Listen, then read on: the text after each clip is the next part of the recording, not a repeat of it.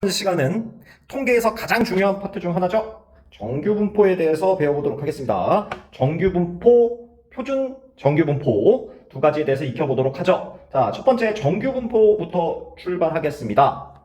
연속 확률 분포의 한 종류고요. 그러니까 확률 밀도 함수가 나오겠죠. 자, 확률 밀도 함수를 한번 써보겠습니다. 루트 2파이 시그마분의 1 2에 마이너스 2 시그마 제곱분의 x 마이너스 m의 제곱이라는 굉장히 복잡한 확률 밀도 함수를 따르는 것을 정규분포라고 합니다. 자, 이 확률 밀도 함수를 외워야 되느냐? 외울 필요는 없고요. 중요한 것은 정규분포의 성질을 명확하게 체크하고 가는 게 되겠습니다. 성질은 명확하게 알고 가셔야 되고요. 자, 정규분포를 한번 그려보면, 자, 여기 x축이 있고요. 엎어놓은 종 모양, 이런 식의 x축을 점근선으로 갖고, 자, 여기 대칭성을 갖는 가운데가 평균, 대칭성이 핵심인 내용이 되겠고요. 그러다 보니까 확률 밀도 함수의 전체 범위 넓이는 1이 되는데, 이 평균을 기점으로 반쪽의 넓이가 당연히 0.5가 된다라는 사실을 명확하게 알고 가셔야 되겠습니다. 키, 강수량, 몸무게 등등 자연현상, 사회현상 통계 자료에서 n이 자료의 개수가 충분히 커지면요, 이런 식의 엎어놓은 종 모양의 형태를 갖는 자료가 많고, 그래서 정규분포가 중요하다. 자, 이런 x의 확률 분포를 정규분포라고 하고요. 표기상으로는 n이라고 쓰고, 여기에 평균, 여기에 표준 편차의 제곱인 분산을 표기해서 기호로 나타낸다. 여기서의 n은 정규분포 노멀 디스트리뷰션의 약자가 되겠고요. 그래서 기호상으로 이렇게 표기하는 걸 알고 가셔야 되겠습니다. 자, 정규분포의 성질 하나씩 체크해보죠. 좀 전에 말씀드렸다시피 종 모양이다, 대칭성을 갖는다, 중요한 성질이 되겠죠. 점근선이 x축이다, 이것은 확률 밀도 함수를 따르기 때문이고요. 자, x는 m일 때 최대값을 갖는다. 그 최대값은 루트 2파이 시그마분의 1이다. 여기에 최대값을 뜻하는 거죠. 여기 최대값이요. 루트 2파이 시그마분의 1이다. 곡선과 x축의 넓이는 당연히 1이 되고요. 그래서 아까 말씀드렸듯이 반은 0.5가 된다. 자, 4번이요. 시그마 값이 커진다 라는 조건이 나오면, 시그마라는 것은 흩어진 정도죠.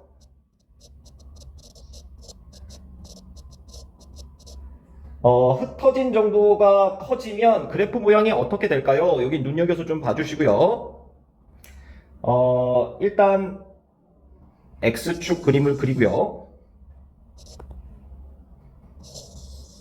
자, 이런 식의 엎어진 종 모양, 평균을 기점으로 대칭성을 이루고 있을 겁니다. 그러면 시그마가 커지면 실제로 흩어진 정도가 커지기 때문에 평균에 몰려있는 게 적어지겠죠? 그러니까 그래프가 이렇게 낮아지는 형국이 됩니다. 여기는 평균 쪽은 내려갔고요. 이쪽은 전체 넓이 1을 유지해야 하기 때문에 올라갈 수밖에 없다. 시그마 값이 커진다. 그러면 평균의 최대값이 작아진다. 명확하게 알고 가셔야 되겠습니다. 시그마 값이 커지면 흩어진 정도가 커지고, 흩어진 정도가 커지면 평균에 몰려있는 값이 넓게 퍼지게 되니까 그래프는 전체적으로 낮아질 수밖에 없다. 평균적 최대값이 낮아진다. 자, 마지막입니다. 이번에는 시그마 값이 일정할 때 곡선의 모양을 보시면, x축이요.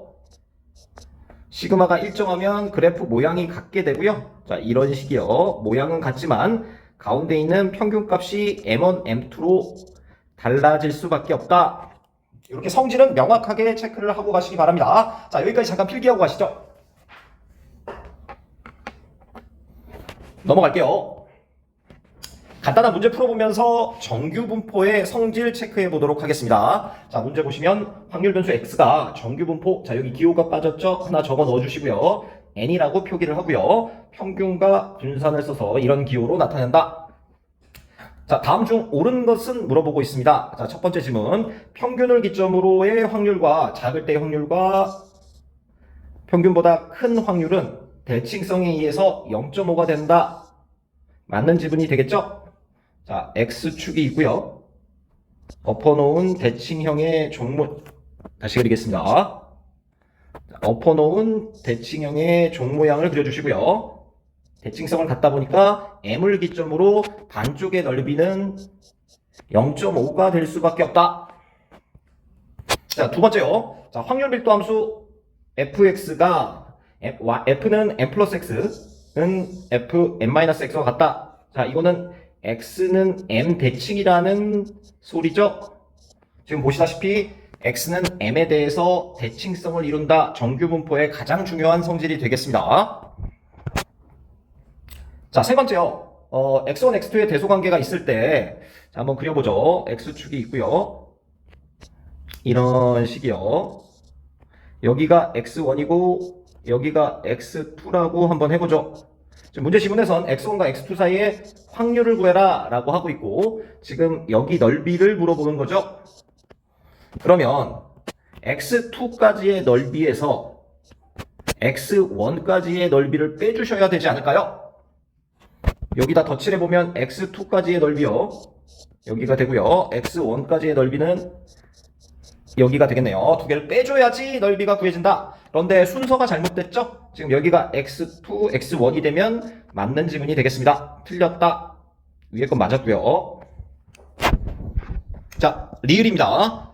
표준 편차 시그마 값이 작을수록 곡선의 가운데 부분이 낮아진다. 자, 이거 주의하셔야 되는 지문이죠. 시그마 값이 낮다 라고 하면 흩어진 정도가 작아지는 거죠. 흩어진 정도가 작다라는 건 무슨 소리죠? 자료가 몰려있다라는 소리가 됩니다. 다시 말해서 일반적인 정규 분포가 있을 때 이런 식이요. 시그마 값이 작아지면 가운데 값이 이런 식으로 높아질 수밖에 없다. 틀린 지문이 되겠네요. 잘 체크해 놓으셔야 되겠습니다. 헷갈린 지문이죠? 자, 여기에 참고해서 고르다라는 지문 한번 체크 좀 하고 가겠습니다. 자료가 고르게 분포되어 있다. 고르다라는 지문이 문제 종종 등장하는데요. 성적이 고르다라고 문제 지문에 뜨면 고르다라는 뜻은 평균에 몰려있다라는 얘기가 되겠습니다. 좀 전에 봤던 지문과 똑같죠? 이 고르다라는 지문은 시그마 값이 작아진다라는 표현이 되겠네요. 시각적으로 헷갈리실 수 있으니까 잘 체크해 두셔야 되는 지문이 되겠습니다. 시그마 값이 작다, 자료가 고르다, 평균에 몰려있다. 다 같은 표현이 되겠습니다. 꼼꼼하게 한번 체크해 주시기 바랍니다. 많이 틀리는 지문이고요. 자, 두 번째 문제입니다. 자, 오른쪽 그림에서 세 곡선 ABC는 정규 분포를 따른 세 확률 변수의 분포를 나타내는 그래프다. 그래프 한번 그려볼게요. 첫 번째 A를 그려보면 이런 식으로 한번 그려보고요. 자, 얘가 A고요. 자, 파란색으로는 평균을 동일하게 맞추고 이런 식으로 시그마가 커진 형태죠. 이것을 B 자료라고 하겠습니다. 나머지 C 자료는 평균의 위치를 달리 하고요. A와 동일한 모양 시그마가 같다는 얘기죠. 이런 식의 분포를 갖는다 라고 가정을 해보겠습니다. 그때 평균 MA, MB, NC의 대소관계를 비교해라. 지금 보시면 A와 B의 평균은 동일한 게 보이시죠? MA는 MB랑 같다. 그 다음에 MC만 더 큰 위치에 위치하는 걸 보실 수 있고요. MA와 MB는 같고 MC는 더 크다. 자, 시그마의 대소를 비교해라 라는 문제고요. 시그마가 크면 클수록 흩어진 정도가 더 커지고요. 흩어진 정도가 더 커지면 가운데 있는 최대값이 낮아진다. 중요한 지문이었죠. 시그마 값이 크면 클수록 가운데 있는 최대값은 낮아진다. 고로 시그마 A와 시그마 B는 모양이 똑같으니까 시그마 A와 시그마 C는 모양이 똑같으니까 이런 식으로 형태를 가질 거고요. 시그마 B는 이거보다는 크다. 자, 여기 주의해 주셔야 됩니다. 실수 많이 하는 구간이고요. 자, 요 부분만 꼼꼼하게 챙겨주시면 되겠습니다. 자, 간단하게 필기하고 가시죠. 넘어갈게요. 자, 표준 정규 분포입니다. 표준화라는 걸 배우시게 될 텐데요. 자, 표준 정규 분포가 뭔지부터 명확하게 체크를 해보겠습니다. 자, 표준 정규 분포는 정규 분포의 한 종류고 평균이 0, 표준 편차가 1, 분산도 1인 이런 형태를 갖는 분포를 표준 정규 분포라고 합니다. 자, 다시 한번 적어보면 평균은 0, 분산은 1, 분산 1인 정규 분포요. 이것을 표준 정규 분포라고 한다. 정규 분포를 표준화라는 과정을 통해서 표준 정규 분포로 바꾸게 되는데요. 일상적인 평균 m과 분산이 시그마 제곱인 표준 편차가 있습니다. 거기에 확률 변수를 x라고 했을 때, 자, 이것을 표준화라는 작업을 통하면요. 표준화라는 작업을 통하면 평균이 0으로 바뀌고요. 분산이 1의 제곱으로 바뀌게 된다. 자, 확률 변수를 통상 표준 정규 분포의 확률 변수를 Z라고 표시를 하고요. 자, 어떤 작업을 하면 표준화가 되느냐? Z가 어떻게 하면 되느냐? X에다가 평균을 빼줘서 시그마를 나눠주시면 이 작업으로 표준화로 바뀐다. 정규 분포가 표준 정규 분포로 바뀐다. 이렇게 개념을 잡아주시면 되겠습니다. 자, 무슨 소리인지 잘 안 들어오실 텐데요. 간단한 증명을 통해서 왜 이런 작업을 하면 일반 정규 분포가 표준 정규 분포로 바뀌는지 한번 체크를 해보도록 하겠습니다. 자, 앞에 이산 확률 분포에서 체크하고 오셨던 내용인데요. 이 AX 플러스 B가 있으면 이것은 어떻게 된다라고 배우셨냐면 AEX 플러스 B 이산 확률 분포의 성질에서 배우고 오셨습니다. 자, 그 다음에 VAX 플러스 B가 있으면요. 이것은 A제곱 VX가 된다. 배우고 오셨습니다. 자, 이걸 통해서 간단한 증명이 되는데요. 자, Z, 이 평균 Z를 구해보면요. 이 시그마분의 X-M이라고 보고 오셨고요. 자, 이것은 이 시그마분의 1X- 시그마분의 M이라고 볼 수 있고요. 자, 여기 있는 것들이 개수죠. X의 개수고 위에 있는 성질에 의하면 A와 B라고 보면 되겠네요. 고쳐보면 시그마분의 1 2x 빼기 시그마분의 m이 된다고 좀 전에 보고 오셨죠? 자, 그런데 여기가 m이 되는 거 보이시나요? 그러니까 0이 된다. 표준화를 통하면 평균은 0이 된다 확인하실 수 있겠네요. 자, 분산도 간단하게 확인해보죠. V, Z는 V 시그마분의 x-m V 시그마분의 1 x 시그마분의 m이 되고요. 자, 여기 있는 것만 분산에 영향을 미치죠. 시그마 제곱분의 1 vx 확인하실 수 있습니다. 자, 이게 시그마 제곱이죠. 분산이니까요. 고로 1이 된다 확인하실 수 있겠네요. 표준화를 하면 평균은 0이 되고요. 분산은 1이 된다. 이런 작업을 통하면 그렇게 바뀌는구나 라는 것까지 확인하셨습니다. 자, 그렇다면 이런 작업을 왜 하는지 감을 좀 잡고 가셔야 되는데요.